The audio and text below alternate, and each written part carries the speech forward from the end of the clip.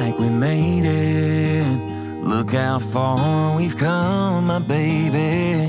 Might have took the long way. We knew we'd get there someday.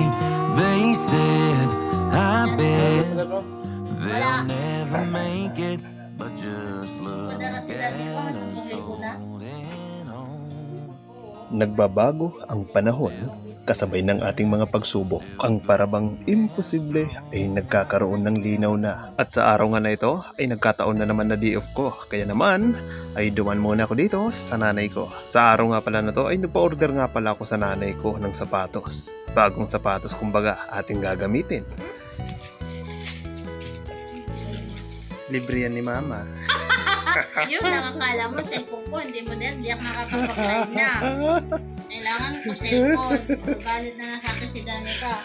Pumunta ako ng Robinson, bibili ako ng cellphone. Pumayos sa'yo. Pag-iipunan ko ito, mga 70. Si mama naman ay masyadong high blood naman. Itong sapatos nga pala ay gagamitin natin sa ating worship service. Dahil kadalasan ay sinusuot natin yung sapatos natin na pang duty. Hindi naman to kamahalan at okay lang naman.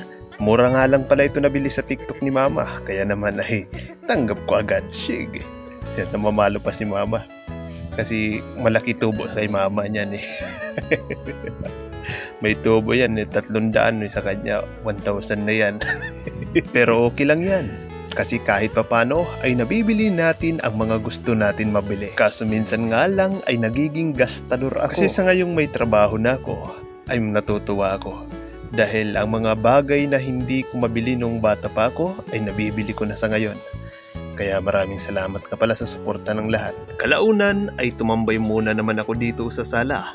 At nakasalubong ko dito si Kuko, na pinakamabait na aso. Hindi nga pala kami laging magkakasama niyan kasi dinadalaw ko lang doon si mama at nakikita ko yan. Kaya naman ay masyadong nahihiya pa siya sa akin at nang una ay tinatahulan pa niya ako. Pero habang katagalan ay napapalapit ang loob niya sa akin at parang gusto rin na rin magpahawak. Lumipas na naman ang isang araw at babalik na naman tayo sa ating pagtatrabahuan. Pero kahit mapanglaw ang ating gising sa umaga dahil sa kulang sa tulog, ay papasok tayo ng maaga. Ang bawat galaw natin ay dapat may halaga. Dahil dito sa Metro Manila, bawal ang tulala. Kahit tayo ay taga-probinsyang taga-isla, hindi hadlang kung ano ang karanasan at kasanayan. Basta marunong kang makipagkapwa-tao dito, may mga sasaludo sa iyo. Ito na ang takbo ng tunay na buhay. At ito na ang tunay na laban. Nagtatapos tayo sa ating duty for the days na wala naging problema.